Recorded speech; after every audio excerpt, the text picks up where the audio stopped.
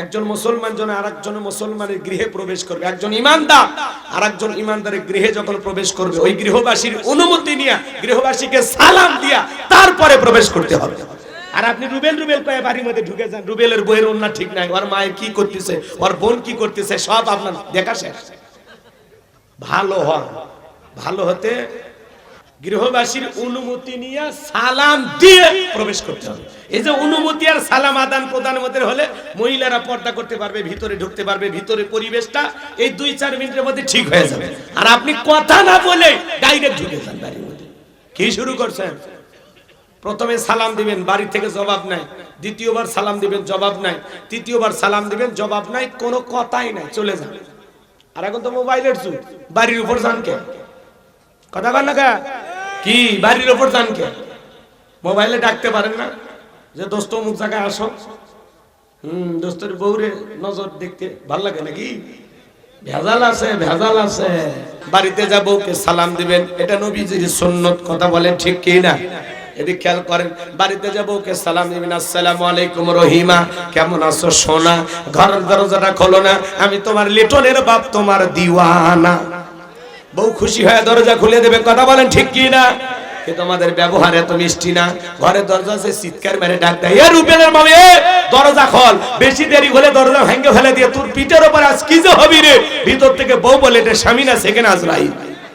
যদিও মানুষের পক্ষে সেকেন্ড আজরাইল হওয়া সম্ভব নয়। কথা কন ঠিক কি না? রাগ করতেছেন আপনারা? সব রাগ আসে বাড়ির উপর। স্বামীও সালাম দেয় না, বউ সালাম দেয় না, দুইজনে বোবা। কথা কয় না কে? আমার কথা বিরক্ত হচ্ছেন আপনারা? এদিক খেয়াল করেন, বাড়িতে যা বউকে সালাম দিবেন, সালাম আছে যেখানে শান্তি আছে, সালাম আছে যেখানে সমাধান আছে। অনেক বড় বড় ঝামেলা একটা সালামের মাধ্যমে সমাধান হয়ে যায়। কথা কয় না? তাহলে বউকে সালাম দিবেন। লোকজন যদি না থাকে, যুবক শোনো, যদি লোকজন না থাকে বইয়ের হাত ধরে মুসাফা করবেন। জোরে বলেন, কার হাত? বইয়ের হাত। পাশের বাড়ি ভাবির হাত না, ধরলে ঝাঁটা দিয়ে পিটে বইয়ের হাত ধরে মুসাফা করবেন। একেবারে যদি ময়দান ফাঁকা থাকে, কোলাকুলি সেরে নেবেন। দাম্পত্য জীবনের উপরে আল্লাহ তাআলার পক্ষ থেকে রহমত নাজিল হবে। সালাম আদান প্রদান হলে স্বামী স্ত্রীর প্রতি শ্রদ্ধা, ভক্তি, বিশ্বাস, ভালোবাসা বেড়ে যায়। যেই মুখ দিয়ে সালাম দেবে, সালামের আদান প্রদান হবে, ওই মুখ দিয়ে একে অপরকে গালি দিতে পারবে না। সুবহানাল্লাহ বলবেন না? তাহলে একটু আমল করার দরকার আছে না নাই? করবো তো ইনশাআল্লাহ। এক জায়গায় ওয়াজ করলাম, বলতে হুজুর বউ সালাম দিতে গিয়ে শরম লাগে। আমি তখন বললাম, তুমি বিয়ে করছো? কি কোন হুজুর, 3 সন্তানের বাবা আমি তখন বললাম, স্ত্রী সহবাসের একটা দোয়া আছে, তুমি কি জানো? কত হুজুর, এটা দোয়া পড়ার টাইম। কথা কয় না? বউক সালাম দিতে গিয়ে শরম লাগে, আর বইয়ের বাচ্চা হয়ে যায়। আর শরম যদি বেশি হইতো, আর বইয়ের তো বাচ্চা হওয়ারই কথা না। তাহলে যারা বলে বউক সালাম দিতে গিয়ে শরম লাগে, ওটা শরম না শয়তানি, ওটা অজুহাত। কথা বলে ঠিক কি না? বউকে সালাম দিবেন। দাম্পত্য জীবনে আপনারা যদি সুখ আর শান্তি পেতে চান, রাসূলের 4টা সুন্নাত প্রত্যেকটা ঘরে আমল করা লাগে। জোরে বলেন কয়টি? 4টি সুন্নাত যদি স্বামী স্ত্রীর মধ্যে আপনারা আমল করতে পারেন, আপনাদের দাম্পত্য জীবনে কোনোদিনও অশান্তি হবে না। মৃত্যু পর্যন্ত সম্পর্ক টিকে থাকার গ্যারান্টি। কি শুনবেন? 4টা সুন্নাত শুনবেন? হাত তোলেন তো দেখি কারা কারা শুনবেন। লিল্লাহি তাকবীর। ঠিক আছে, এখনই যদি বলতে চাই এলোমেলো হয়ে যাবে, অতএব শেষের দিকে মনে করায় দিবেন। আমার ভাইয়েরা চলেন সামনের দিকে যাই। আম্মা জান আয়েশা ডেকে বলেন, নবীজি সালাম দিয়ে ঘরের ভিতরে প্রবেশ করলেন। বাড়িতে যা সালাম দিবেন, হঠাৎ সালাম দিলে বউ বলতে পারে, কারে সালাম দিলা? তখন বলবা, রহিমা তোরেই দিলাম। তখন বলতে পারে, হ্যাঁ আজকে বার কোন হুজুরের মুরিদে বাড়িতে ঢুকলা, সেদিনই তো মুখের কাছে কলা চুরি করলে।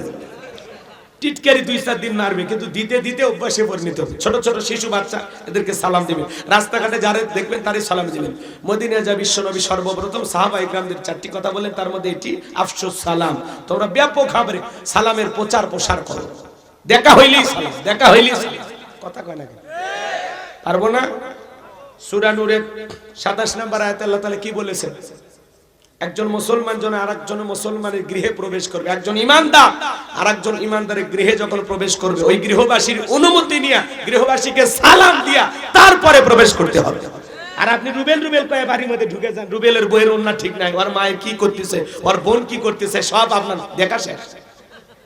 ভালো হয়, ভালো হতে গৃহবাসীর অনুমতি নিয়ে সালাম দিয়ে প্রবেশ করতে হবে।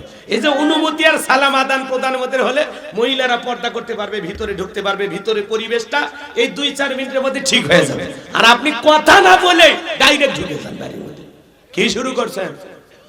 প্রথমে সালাম দিবেন, বাড়ি থেকে জবাব নাই। দ্বিতীয়বার সালাম দিবেন, জবাব নাই। তৃতীয়বার সালাম দিবেন, জবাব নাই, কোনো কথাই নাই, চলে যান। আর এখন তো মোবাইলের যুগ, বাড়ির উপর যান কে? কথা বল না কা? কি বাড়ির উপর যান কে? মোবাইলে ডাকতে পারেন না যে দোস্ত অমুক জায়গায় আসো? দোস্তের বউরে নজর দেখতে ভাল লাগে নাকি? ভেজাল আছে, ভেজাল আছে। রাগ কইরেন না, রাগ কইরেন না, আজকে সমাজ শেষ হয়ে যাচ্ছে। আমার ভাইয়েরা গভীর মনোযোগ দিয়ে শুনবেন। হযরতে বেলাল তখনও কালেমা পড়ে মুসলমান হন নাই। নবীজি রাতের বেলায় দারুল আরকামে বসা। হযরতে বেলাল বিশ্ব নবীর দরবারে উপস্থিত হয়ে গেলেন। নবীজির চেহারার দিকে তাকাইয়া ডেকে বলেন, নবী গো, আপনার চাইতে সুন্দর মানুষ আমি জীবনে কোনোদিন দেখি নাই। বলুন সুবহানাল্লাহ। আপনার আমার নবী কতটা সুন্দর ছিলেন জানেন? হযরতে জাবের রাদিয়াল্লাহু তাআলা বলেন, পূর্ণিমার রাত আমি রাসূলের বাড়িতে গিয়েছিলাম। সেদিন দেখেছিলাম চাঁদ উদয় হয়েছে দুইটা, একটা চাঁদ আসমানে আর একটা চাঁদ জমিনে। হযরতে জাবের রাদিয়াল্লাহু তাআলা বলেন, আমি একবার আকাশের পূর্ণিমার চাঁদের দিকে তাকাই, আর একবার বিশ্বনবীর চেহারার দিকে তাকাই। হযরতে জাবের বলেন, ওই আকাশের পূর্ণিমার চাঁদের চাইতেও বিশ্বনবীকে আমার কাছে বেশি সুন্দর মনে হয়। সুবহানাল্লাহ, জোরে কর। কতটা সুন্দর ছিলেন আপনার আমার নবী জানেন? আম্মা জান আয়েশা ডেকে বলেন, যারা ইউসুফ নবীর চেহারার দিকে তাকাইয়া মিশরের নারীরা ফল কাটতে গিয়ে আঙ্গুল কেটে ফেলে দিয়েছিল, ওরা যদি আমার বিশ্ব নবীর চেহারার দিকে তাকাইতো, শুধুমাত্র আঙ্গুল নয়, আঙ্গুল কাটতে কাটতে, হাত কাটতে কাটতে কখন যে নিজের কলিজা কেটে দুফাক করে দিত, মুহূর্তের জন্য টের পাইতো না। আপনার আমার নবী এতটাই সুন্দর। আম্মা জান আয়েশারও বলেন, ও দুনিয়ার মানুষ, তোমাদের একটা সূর্য আছে, আমি আয়েশার একটা সূর্য আছে।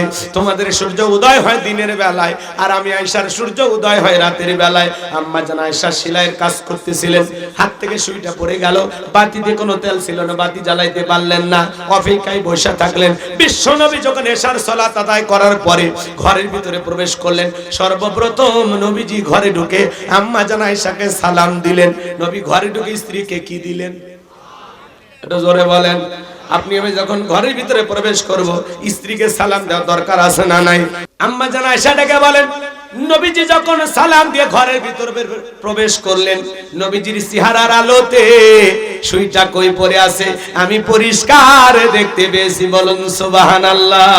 আপনার আমার নবীর সম্মান মর্যাদা কত জানেন?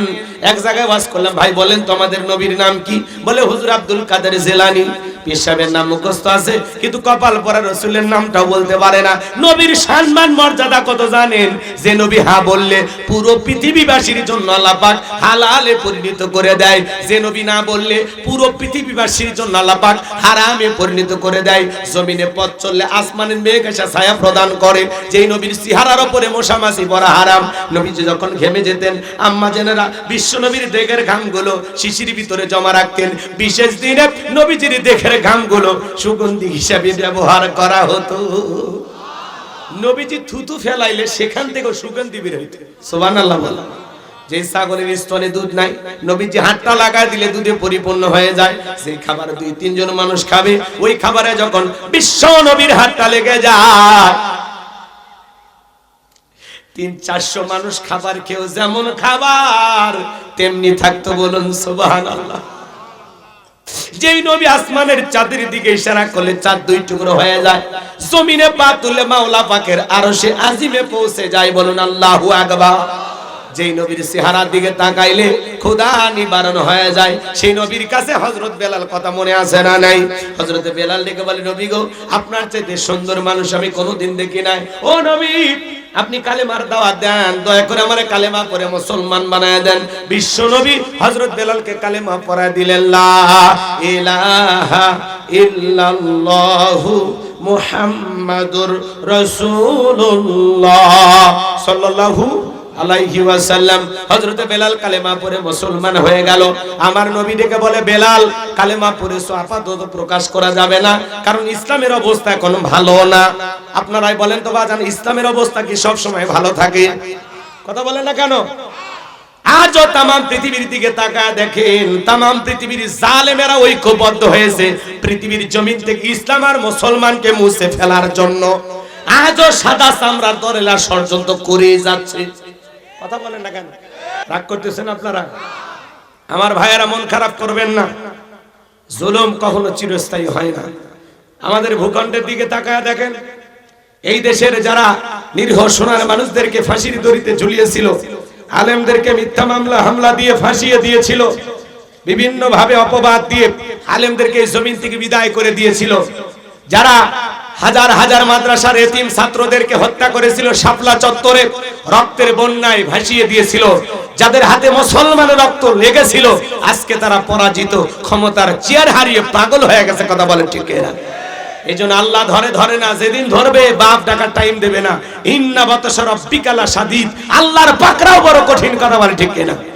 আমরা চাইলাম ম্যাডাম পদত্যাগ করেন, আল্লাহ বলে কিসের পদত্যাগ? এরা যে অন্যায় অপরাধ করেছে, শুধু পদত্যাগ না, আমি আল্লাহ এদেরকে দেশ ত্যাগ করতে বাধ্য করব। কথা বলে ঠিক না? পৃথিবীর ইতিহাসে এইরকম পতন প্রধানমন্ত্রী থেকে শুরু করে এমপি মন্ত্রী, আমলা কামলা, নায়ক গায়ক, শিক্ষক বলেন, ডাক্তার বলেন, পিয়ন বলেন, এমনকি ইউনিয়ন পর্যায়ের যারা নেতা কর্মী তারা পর্যন্ত পালিয়ে গেছে। কথা বলে ঠিক না? মসজিদের ইমাম পর্যন্ত পালিয়ে গেছে। এরকম পতন পৃথিবীর ইতিহাসে কারো ঘটছে কিনা আমাদের জানা নাই। কথা বলেন না কেন? এগুলো আল্লাহর খেলা। যেন জুলুম করতে নাই। ক্ষমতা আল্লাহর দেয়া নিয়ামত, জনগণের দেয়া আমানত। নিয়ামত পেয়ে শুকরিয়া আদায় করা লাগে, আর আমানতের দায়িত্ব সঠিকভাবে জনগণকে বুঝিয়ে দিতে হবে। কথা বলেন না কেন? কি ওয়াজ চলবে না? দোয়া করব। মাঝে মাঝে কল রেকর্ড ফাঁস হয়, উনি রাগ করে হেলিকপ্টার নিয়ে চলে গেছে। কেন চলে গেলেন? আবার এখন বলেন আমি দেশের খুব কাছে আছি, চট করে ঢুকবো। ঢুকবেন নিতে বের হলেন কেন? কথা বলেন। আপনি যদি পদত্যাগ করে জেলেও যাইতেন, আপনার অনুসারীরা খুশি থাকতো, দেশের মানুষও শান্তিতে থাকতে পারত। কথা বলে ঠিক না? কিন্তু এইভাবে পালিয়ে যায়, এই দেশের অনেক বড় ক্ষতি আপনারা করেছেন। কথা বলে ঠিক না? আমরা সিদ্ধান্ত নেব আগামীতে আর যাই হোক কোন নারীকে এই দেশের প্রধানমন্ত্রী বানাবো না। নারীরা বোঝেন না, রাগ বেশি, জেদ বেশি, অভিমান বেশি। অভিমান করে টান টুকলা বেঁধে স্বামীর বাড়ি থেকে বাপের বাড়ি চলে যায়। মাঝে মাঝে স্বামীর সাথে ঝগড়া লাগে, বাড়ির হাড়ি বাতিল ভেঙে ফেলা যায়, স্বামী তুলে আছাড় মারে। ওদের রাগ বেশি, জেদ বেশি। এই জন্য কোন নারীকে আর ভবিষ্যতে প্রধানমন্ত্রী বানানো যাবে না। এই দেশে আগামীতে পুরুষ প্রধানমন্ত্রী যেই দলেরই হোক, কারা চান হাত তুলে দেখান। লিল্লাহে তাকবীর। হ্যাঁ, নারীদের দেখার দিন শেষ। আগামীতে পুরুষের বাংলাদেশ। আমেরিকার 47তম প্রেসিডেন্ট হলো ডোনাল্ড ট্রাম্প। আমেরিকার ইতিহাসে আজ পর্যন্ত কোন নারীকে ওরা প্রেসিডেন্ট বানায়নি, তাহলে আমরা কেন পারবো না? কথা কন না কেন? দেখেন না কি যে 16 বছর লাগছে শান্তির জায়গা ছাড়তে, আর মেয়েরা একবার শান্তির জায়গা পেলে সহজে ছাড়ে না। শান্তির জায়গা টিকে থাকার জন্য পুরো পৃথিবীতে অশান্তি জ্বালাবে। কথা কন না কেন? মাঝে মাঝে আসতে চায়। মেয়ে মানুষ কতদিন বাইরে থাকবে? আমরাও বলি আপনি আসেন, এই দেশ আপনার স্বামীর, এই দেশ আপনার বাবা, আপনি আসেন। বুবু আইবা, তুমি আইবা, বুবু ক্ষমতা পাইবা না। ও বুবু আইবা, তুমি আইবা গো, সেই দিন আইসা বুবু ক্ষমতা পাইবা না। খোঁজ নাই বুবু কাদের কাকার, অবস্থা খারাপ করবে যে বাবার। হাউ নাঙ্কেল এখন সামনে আসে না। নেতা কর্মী সব জেলের ভিতর, আমি আছি ডরের ওপর।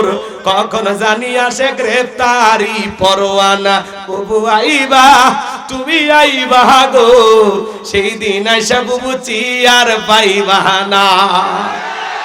ক্ষমতার চেয়ার থেকে নামা সহজ, কিন্তু এই চেয়ারে ওটা খুব কঠিন। যাদেরকে টপ করে পদ্মা সেতু থেকে ফেলে দিব, ওরাই টপ করে ক্ষমতার চেয়ারে বসে গেছে।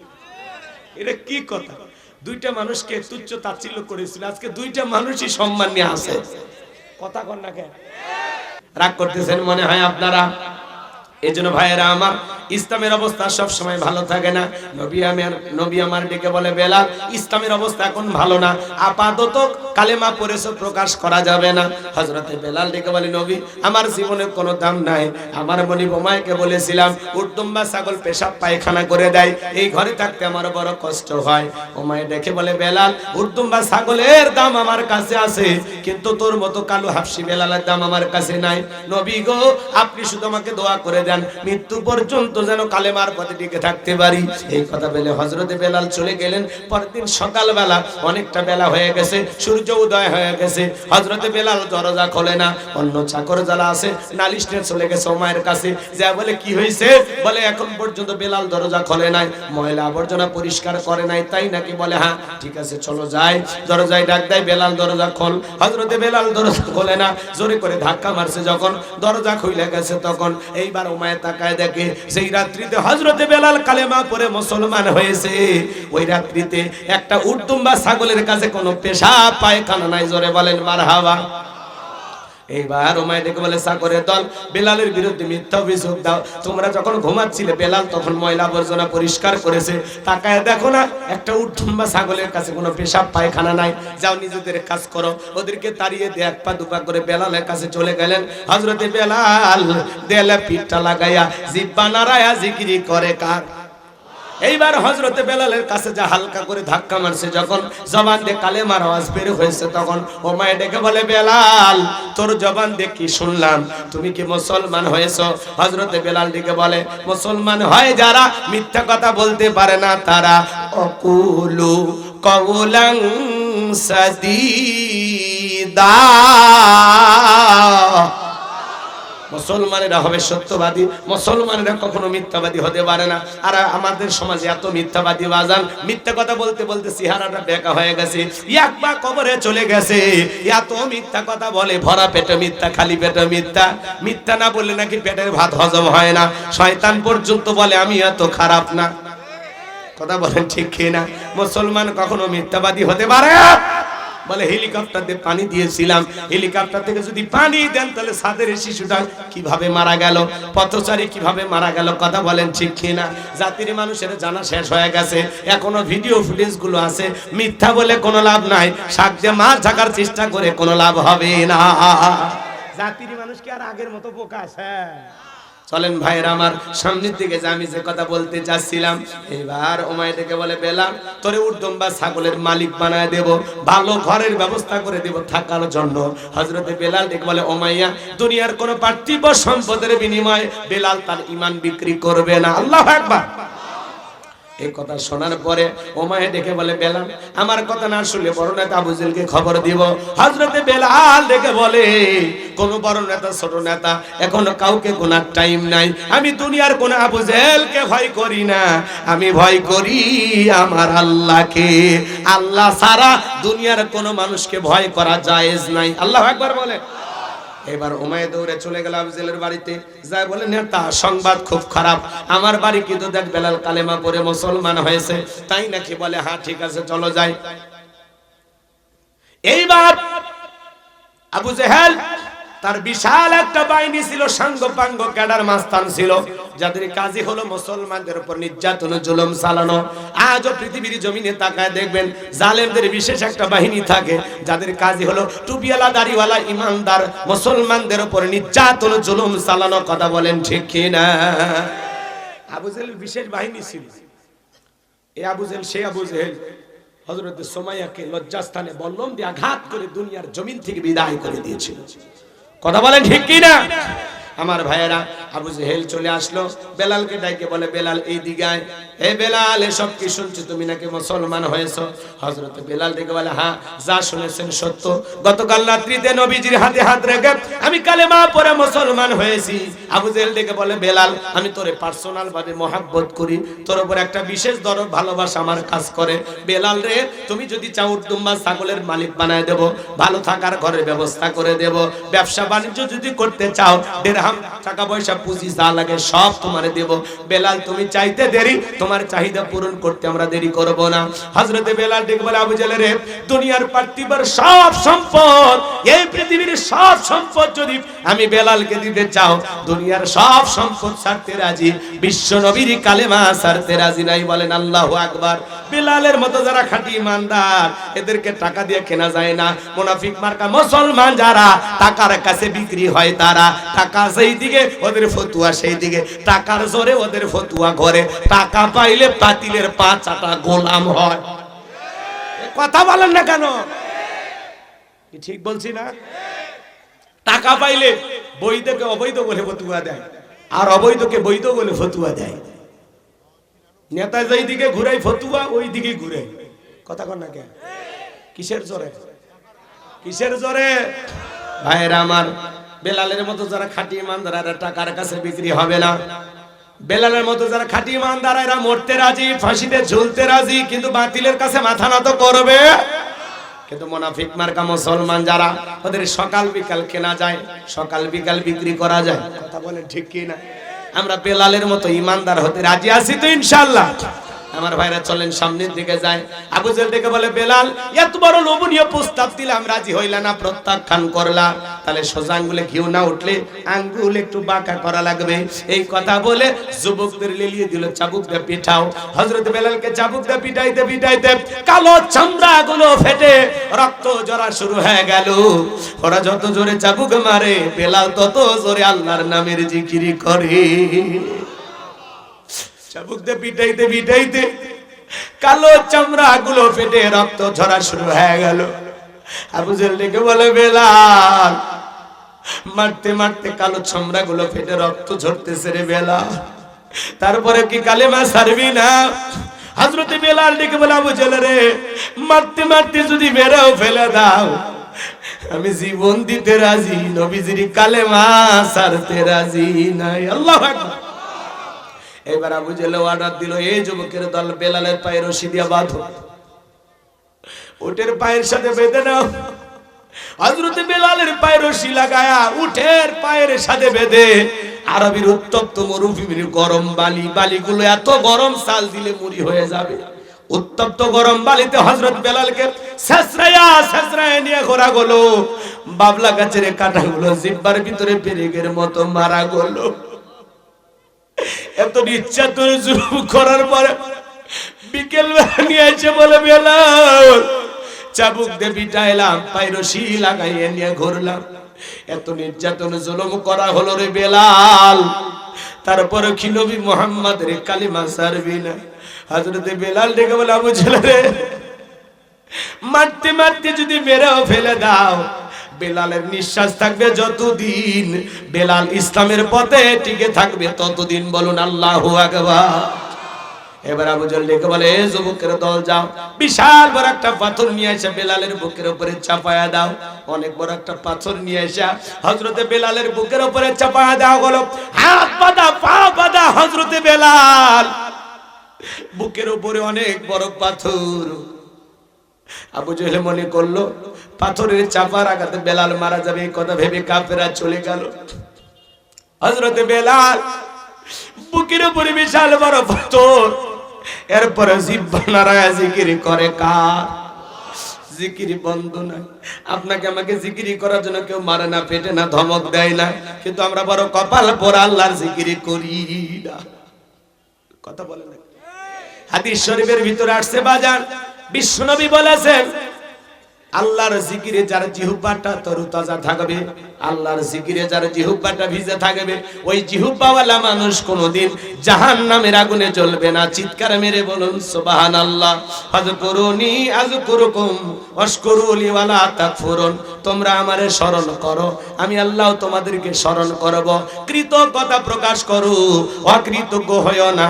চলতে ফিরতে জিকির করা যায়, মাঠে কাজ করতে করতে জিকির করা যায়, অফিসে বসে বসে জিকির করা যায়, দোকান ব্যবসা বাণিজ্য করেন ওই জায়গায় বসে বসে জিকির করা করা যায়। জিকির করার জন্য আলাদা সময় লাগবে না, সব সময় জবানে চালু থাকবে সুবহানাল্লাহ, আলহামদুলিল্লাহ, আল্লাহু আকবার, লা ইলাহা ইল্লাল্লাহ, সুবহানাল্লাহি বিহামদিহি, সুবহানাল্লাহিল আযীম। পারবো তো ইনশাআল্লাহ? আল্লাহ কবুল করুন, চিল্লা বলুন আমিন। হযরত বেলাল বুকের উপরে বিশাল বড় পাথর, জিহ্বা নাড়া আল্লাহর জিকির করে আর ডেকে বলে আল্লাহ।